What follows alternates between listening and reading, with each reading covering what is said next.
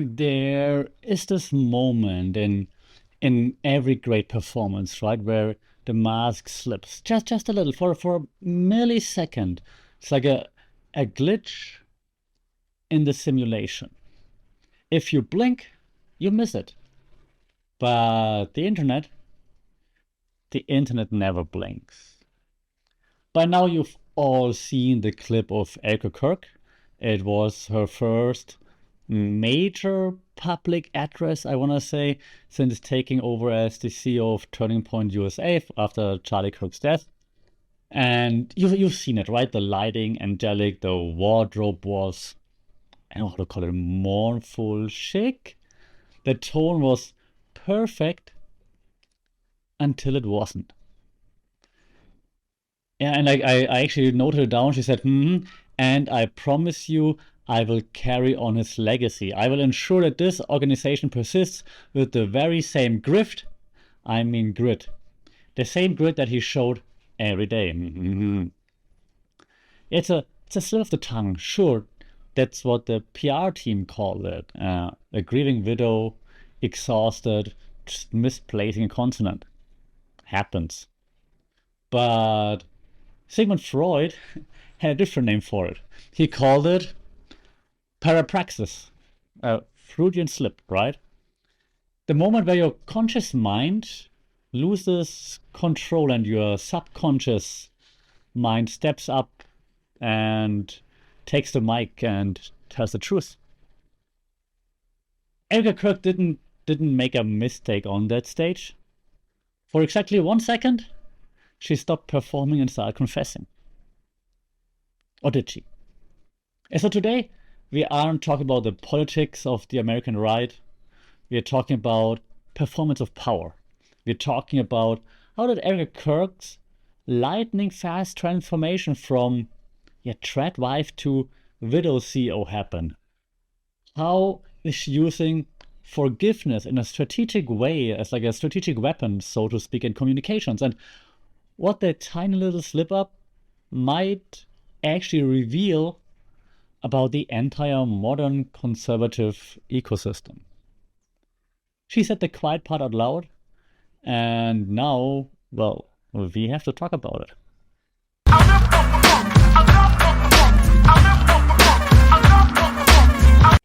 Saudi Club, and welcome to another episode here for the Funky Pod Mindful Media. Maybe not so mindful this time, and communication. And every time, and I'm not American, I'm not from the US, so I have probably less strong feelings about it all. But when I look at Erika Kirk, I'm getting a little bit of like and please don't cancel after hearing this. Let me explain. I'm getting a bit of like an Evita vibe. Like it feels like they're trying to use the Evita strategy, if you will. Okay. But what's really confusing in this regard is, I mean, by Evita, I mean like, Evita Perón, like the power of the grieving widow, right? But what's kind of weird to me is how quickly the narrative changed from Charlie is gone, grieving widow, to, yo, Erika's here. It happened almost overnight. Like, gone, here, let's go.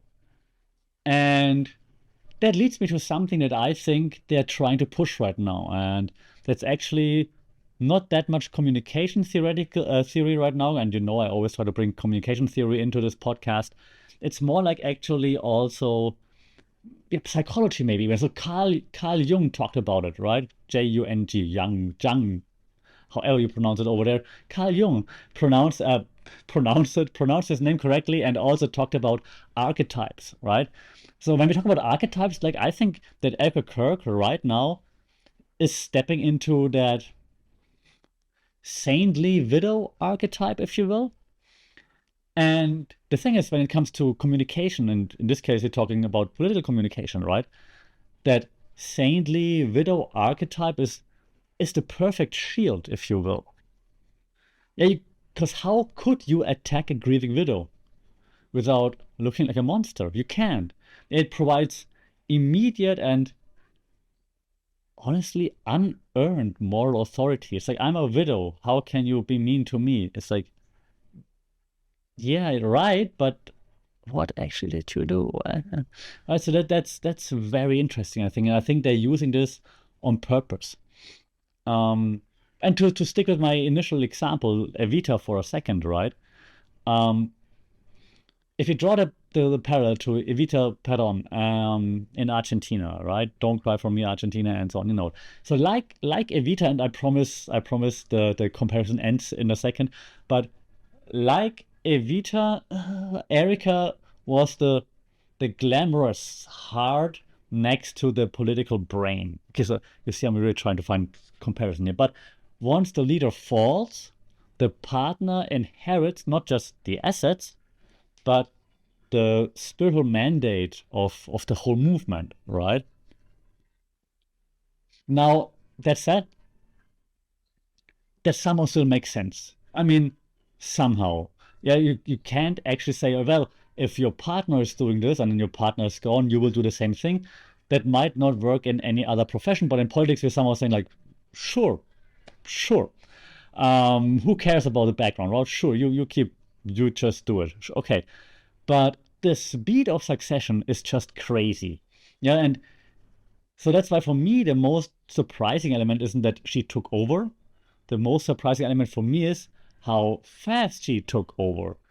Because again, when we look at it from a communications point of view, in corporate communication, successions take forever. Like a transition from one leader to another leader takes months of vetting. Who's the right person for it? Who can communicate well? This was not a transition. This was a coronation. It's almost like the coronation was waited for. Yeah, then she was the next one in waiting, so to speak. So this kind of signals that the brand of TPUS was always more important than the person that founded it. Hmm, interesting. Also, what I think she's doing very well, and I mentioned in the beginning, she's weaponizing grace and strategic silence very well. Yeah, from a again communications prof point of view. So when you look at like all the events that were happening, right? And right after it happened, she publicly forgave Charlie's killer before the investigation was really underway. Why? And now I'm not gonna try to be a conspiracy theorist, just curious. Why? Because this kind of like creates a narrative of like, look at her Christian faith, look at her Christian strength and grace, and now I dare you try to say something against it about it. So if I were a cynical media professor who wants to analyze things, I would say, okay, let me look from a media theorist point of view at it. So there are theories, like one is called the image restoration theory. And then I would say, this to me looks like what we call in media theory strategic bolstering. So strategic bolstering means you try to occupy the highest possible moral ground. In this case, forgiveness. Forgiving the killer of your husband is ridiculously high moral ground. So standing on this high moral ground kind of like shines a weird light on any subsequent questioning of the event. Anyone who now questions anything would seem disrespectful because, hey, the widow has forgiven the killer and she has this high moral ground. How can you question that? So from a media theorist point of view, I'm not saying that's how it is, but from a media theorist point of view, we could say that it was somewhat a containment strategy, actually. If you forgive the sinner, you no longer need to investigate the sin. Yeah, it shut down conspiracy theories that might have otherwise spiraled or hurt the organization's standing, maybe. Again, that's from a media theories point of view. I'm not saying that's what it is, of course. And I got two more things that I wanted to discuss in this regard. Of course, we have to talk about it. Yeah, the feud. Of course, we have to talk about it. Yeah, probably more entertaining than Jake Paul versus Anthony Joshua. Yeah, let's call it for this right now: the glitch versus the noise. And by the noise, I mean Candace Owens. No offense. But why is Candace Owens not the only one attacking Erika Kirk, but maybe the most prolific name questioning her? There are a few others, of course. Secular Talk is doing it a lot, of course, as well. But I think probably Candace Owens might be the most prolific or well-known name, at least, that's doing that.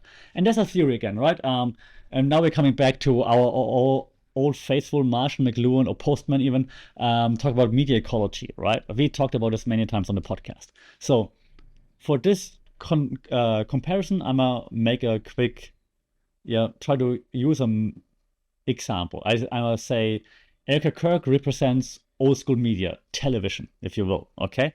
And Candace Owens represents new media, okay? The internet, if you will. So Erika is like always very cool, composed, highly produced, institutional, very safe for donors. You see her, you know what you get, yeah? There's no surprises, nothing. Yeah, she's like this well-oiled machine, always smiling, always well-dressed, always saying the exact things that are on the script, that she really wants to say. Candace is like, and by no means am I saying Candace Owens is right about everything she says. Okay, just to make that point very clear, I think I would disagree with 98% of the things she's saying, all right? So just to, but in this case, Candace Owens is like the crazy, weird internet, the hot, in terms of like emotions, chaotic, conspiracy theories driven or entertaining, questioning everything kind of thing, okay? And now, when we kind of like face those two off and take that Grift slip into consideration, right? We can see that the Grift slip hurt Erika so much because it was a moment of internet chaos breaking through a composed facade that she usually has. It kind of like validated Candace Owens' entire worldview, or the people that are questioning Erika in this case. Okay, so again, just using Candace Owens as like the one of the more prolific people doing that.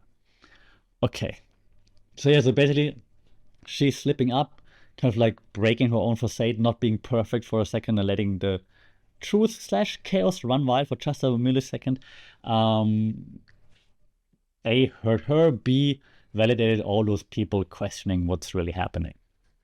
And this brings me now to the end of the quick episode for today, which is that media ecosystem, right? And the political ecosystem as well. There must be some kind of subconscious that's at play, because we're taking it back to the Freudian slip, right? Because let's be honest, the organization isn't built on grit. It's built on the attention economy, the economics of attention. We talked about this many times on this pod as well. Erika knows this better than Charlie ever did. She's the perfect CEO for the current moment, because she's a pure 100% performer. And she performs incredibly well. You can't take it away. So this whole slip and everything that's happening right now, the slip was an error, and everything that she's doing is, of course, highly calculated. So that's why I think that slip was the only honest thing that she might have said since actually taking the throne. Now, of course, I'm curious, am I overanalyzing? I'm also publishing this podcast episode on Rumble. I can't wait for the comments there. For everybody else, who is not insulting me, leave your thoughts in the comments, either if you're watching this video or if you're listening to the podcast. You can leave comments there or reach me at funkitpod on all the socials. Don't forget to leave a sub, share this thing. It would be nice to reach a wider audience, even people who disagree, because I'm really curious to hear what you think about all those things. Until then, you know it. Stay safe. Take care. We talk soon. Sawadee ka.